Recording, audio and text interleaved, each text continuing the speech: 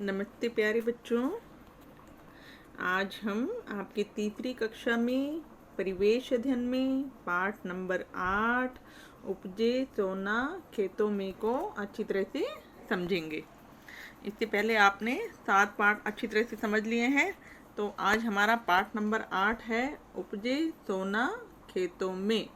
तो अब इसका अर्थ क्या है? तो बच्चों बताओ, आप क्या खेतों में सोना उगता है? नहीं। तो यहाँ कौन से सोने की बात की जा रही है? यहाँ पर सोना किसको कहा गया है? अनाज को। खेतों में क्या उगता है? अनाज उगता है ना। तो यहाँ पर सोना का मतलब अनाज से है। वैसे सोना का क्या अर्थ होता है? वैसे सोने के दो अर्थ हैं। तो आप जो सोते हो, स्लीपिंग, और दूसरा सोना क्या होता है? जो आभूषण होता है, जिससे गहने बनते हैं, वो सोना है और वो कीमती होता है। ऐसे ही अनाज भी कीमती होता है। तो इसलिए इस पाठ का नाम उपजे सोना खेतों में रखा गया है। तो मैं आपके सामने पाठ पढ़ रही हूँ। ये देखिए, अक्टूबर का महीना है। कौन सा महीना है? अक्टूबर का। अच्छा, अब कौन सा महीना चल रहा है? बताइए बताइए। बिल्कुल सही, आपने सही बताया। अब सितंबर का महीना चल रहा है और अगला महीना कौन सा है? अक्टूबर का महीना आएगा। ठीक है, अक्टूबर का महीना है। तो अब हमारा वैसे सितंबर है, लेकिन ये अगले महीने की बात की जा रही है। इसमें खेतों में गेहूं बोने की तैयारी चल रही है। क्या काम हो रहा है खेतों में? गेहूं को बोने की तैयारी चल रही है। और कल जो है, मैं अपने पिताजी के साथ ट्रैक्टर पर बैठकर खेत में जाऊंगी। क्या करूंगी? मैं अपने फादर के साथ ट्रैक्टर पर बैठकर खेत में जाऊंगी। मेरी छोटी बहन तो कल से ही गुनगुना रही है। क्या गुनगुना रही है? देखिए, अब हम इसको गुनगुनाएं हम भी। ठीक है। हरा भरा हरियाणा मारा, सबते आगे ल्याणा से, आओ चालना खेता में, सोना इब उपजाना से। कितनी अच्छी लाइनें गुनगुना रही है ना? फिर से करें हम भी। हरा भरा हरियाणा मारा, सबते आगे ल्याणा से, आओ चाला खेता में, सोना इब उपजाना से। तो आपने भी ये लाइन याद करनी है, गुनगुनानी है, और अपने घर में अपने मम्मी पापा, दादा दादी सबको सुना रही हैं। तो यहाँ तक ये आपको समझ में आ गया। अब आगे देखते हैं। हमारे पड़ोसी नंदू ताऊ के कई खेत हैं। आपके पड़ोसी जो हैं, उनका क्या नाम है? नंदू ताऊ यहाँ दे रखा है। आप अपने पड़ोसी ताऊ जी का नाम याद कर लीजिए, जो भी आपको आता है वो रख लीजिए यहाँ पर। और उन्होंने क्या किया है? सरसों की बुआई पहले ही कर ली है। क्या कर लिया है? सरसों की बुआई को पहले ही कर लिया है। ये देखिए, ये खेत में अपने फादर के साथ जा रही है और इनकी जो ताऊ हैं, उन्होंने सरसों की बुआई को पहले ही कर लिया है। तो ये क्या कर लिया? फसल उगाई गई है ना। फसल क्या होती है? एक स्थान पर जो बहुत सारे हम पौधों को उगाते हैं, उसे हम क्या बोलते हैं? फसल बोलते हैं। क्या बोलते हैं? फसल बोलते हैं। ये आपने फसल देख ली। यहाँ पर आपको सबको फसल दिखाई दे रही है, हरी भरी हरियाली दिखाई दे रही है आपको। और ये नंदू ताऊ आपको दिखाई दे रहे हैं यहाँ पर। क्लियर? उसके बाद हम आगे देखते हैं। अब आपसे कुछ प्रश्न पूछे गए हैं कि क्या कभी आपने खेत देखे हैं? यदि हाँ, तो कहाँ पर देखे हैं? बिल्कुल, आप सबने खेत देखे होंगे। तो लिखिए, हाँ मैंने खेत देखे हैं। कहाँ देखे हैं? अपने गांव में देखे हैं। कहीं भी जहाँ आपने देखे हैं वो जगह आप लिख सकते हैं। उसके बाद अगला प्रश्न, आपने वहाँ क्या क्या देखा? बताइए, आपने क्या देखा खेतों में? खेतों में बहुत सारा आपने अनाज उगाया हुआ देखा होगा, सब्जियाँ देखी होंगी। आप कोई भी सब्जी का नाम लिख सकते हैं। घिया, टिंडा, भिंडी, जो भी है, करेला, गेहूँ, सरसों, और क्या लिख सकते हैं? ज्वार, जौ, बाजरा, जो भी आपने देखा है उन सब का आप यहाँ पर नाम लिख सकते हैं, जो भी आपने देखा है। ठीक है, ये आपकी मर्जी है, आपने क्या लिखना है। उसके बाद अगला प्रश्न, कि क्या आपके परिवार में भी खेती का काम होता है? यदि हाँ, तो क्या क्या उगाया जाता है? तो आप बताइए, आपके परिवार में खेती का काम होता है? तो आप बता सकते हैं, हाँ हमारे परिवार में खेती का काम होता है। और कौन करता है खेती का काम? आपके पिताजी करते होंगे, या आपके ताऊ जी, चाचा जी, जो भी हैं, उनके बारे में आप यहाँ पर लिख सकते हैं कि मेरे पिताजी एक किसान हैं और वो खेती का काम करते हैं, और वो क्या क्या उगाते हैं वो आप उन सब्जियों के नाम आप यहाँ पर लिख सकते हैं। फिर वही सब्जियाँ जो आपने अनाज जो भी लिखना है वो आप 2-3 सब्जियों के नाम या अनाज जो भी लिखना है, गेहूँ, चावल, जौ, बाजरा, वो आप यहाँ पर लिख सकते हैं।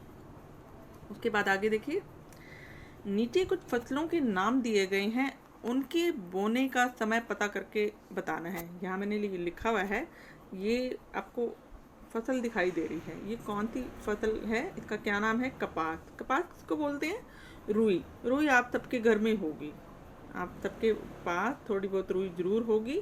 और उसको कब बोया जाता है, उसके बोने का समय है मई और जून का महीना। कौन सा, मई और जून का महीना। उसके बाद चावल। चावल भी आप सब खाते हैं, मैं भी खाती हूँ चावल, हम सबके घर में चावल बनता है ना। तो चावल को कब बोया जाता है, मई और जून के महीने में। उसके बाद बाजरा भी आप खाते हैं, बाजरे की रोटी भी बनती है, बाजरे की खिचड़ी भी बनती है, हम सबके घर में बनती है ये।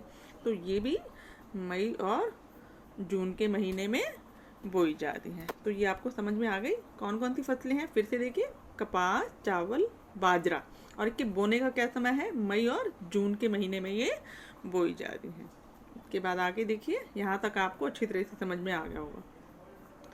फिर आपने अपने बड़ों से पता करके बताना है कि अक्टूबर नवंबर के महीनों में और कौन सी फसलें बोई जाती हैं। अब ये प्रश्न आपने करना है। बड़े मतलब आपके दादा दादी, मम्मी पापा, चाचा ताऊ जो भी हैं, उनसे बात करनी है आपने और पूछना है। आप सबसे पहले अपने दादाजी से बात की थी कि दादाजी हमें ये बताओ कि अक्टूबर और नवंबर के महीने में कौन कौन सी फसलें उगाई जाती हैं। वो आपको फसलों के नाम बताएंगे और वो आपने यहाँ पर लिखना है आंसर। क्लियर, ये प्रश्न आपने करके दिखाना है। फिर उसके बाद अगला प्रश्न, अच्छा, परिवार के बड़े लोग खेतों में क्या क्या काम करते हैं, बताइए क्या क्या काम करते हैं। खेत बीज बोने का, हल चलाने का, और फसल उगाने का, ये सारा काम करते हैं ना। तो ये सब इन चीज़ों को आप यहाँ पर इसमें लिख सकते हैं। उसके बाद अगला कि क्या खेती से जुड़े सभी काम स्त्री व पुरुष समान रूप से करते हैं, नहीं, स्त्री और पुरुष समान रूप से काम नहीं करते। पुरुष क्या करते हैं, खेत में फसल को उगाने का काम करते हैं, बिजाई, रुपाई वगैरह जो भी है वो सब करते हैं, और स्त्रियां क्या करती हैं, खेत में दूसरा काम करती हैं। तो आप इस सब बातों को यहाँ पर लिख सकते हैं। उसके बाद आगे देखिए, शंकर व रीना की दादाजी टीवी पर हर रोज खेती बाड़ी का कार्यक्रम देखते हैं। एक दिन जब दादाजी टीवी देख रहे थे तो वो दोनों दौड़ते हुए आए। ये देखिए, ये आपको मैं पहले ये दिखा दूं, ये है शंकर और ये है रीना, ठीक है। दादाजी कौन सा कार्यक्रम देख रहे हैं, खेती बाड़ी का कार्यक्रम, ये आपको टीवी में दिखाई दे रहा होगा। और ये कौन है, ये किसान है दोनों, और ये खेती के बारे में कुछ बता रहे हैं। और दादाजी टीवी देख रहे हैं और दोनों बच्चे दौड़ते हुए आए और बोले, दादाजी आओ बाहर घूमने चलते हैं।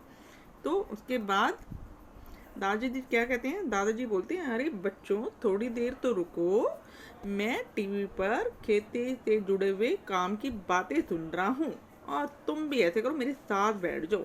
तो शंकर और रीना जो है दोनों टीवी देखने लग गए और किसान टीवी पर बता रहे थे कि पहले खेती का सारा काम हाथों से होता था। देखो इस पार्ट को ध्यान से समझिए कि किसान क्या टीवी पर बता रहे हैं कि पहले जो है खेती का काम हाथों से होता था और बीज बोने सिंचाई का काम जो होता था वो हल और बैलों का प्रयोग किया जाता था, ठीक है। और सिंचाई के जो साधन थे ना वो भी अधिक नहीं थे, इसलिए किसान क्या करते थे, ज़्यादातर चना, बाजरा और ज्वार की फसलें बोते थे। क्यों, क्योंकि इन फसलों में कम पानी की ज़रूरत होती है। और ये तो देखो ये थी पहले की बातें। और अब आजकल जो सारा काम है वो मशीनों से होता है। क्यों, मशीनों से क्या होता है, कम मेहनत में ही काम जल्दी हो जाता है। तो दो बातें आपको समझ में आ गई कि पहले क्या होता था, बीज बोने और सिंचाई के लिए हल और बैल का प्रयोग करते थे, सिंचाई के साधन कम थे, इसलिए किसान चना, बाजरा, ज्वार फसलें बोते थे, कम पानी की जरूरत होती थी। और अब जो काम है वो मशीनों से होता है और कम मेहनत में काम जल्दी हो जाता है। तो शंकर को ये बात बहुत ही अच्छी लगी और अचानक उसको अपनी अध्यापिका द्वारा सुनाई हुई एक कविता याद आ गई। वो बोला, दादाजी दादाजी पहले मेरी कविता सुनो, मेरी मैम ने ना मेरे को एक कविता सुनाई है। तो दादाजी ने कहा, अच्छा मैं टीवी बंद कर देता हूँ, चलो अब तुम मुझे अपनी एक जो आप कविता कह रहे हो वो मुझे सुनाओ। तो शंकर कविता सुनाता है। तो देखिए कौन सी कविता सुनाता है। नहीं हुआ है अभी सवेरा, नहीं हुआ है अभी सवेरा, पूरब की लाली पहचान, चिड़ियों के जगने से पहले खाट छोड़ उठ गया किसान। गरम गरम लू चलती सनसन, धरती जलती तवे समान, फिर भी करता काम खेत पर, बिना किए आराम किसान।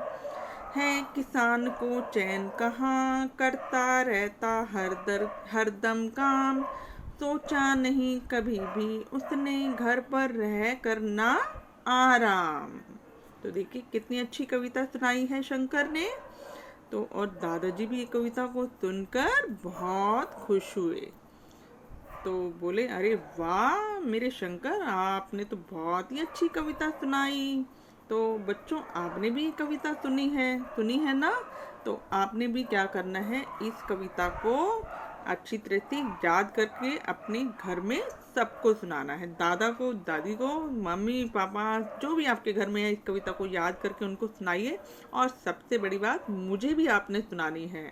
ठीक है बच्चों, आप अब इस वीडियो में आपने इस कविता को सुना, अच्छी तरह से इसे याद कीजिए, मुझे भी अपनी ऑडियो बनाकर भेजिए। और तब तक आप इसे अच्छे से याद जब कर लेंगे, अगली वीडियो में हम आगे के पार्ट को अच्छी तरह से समझेंगे।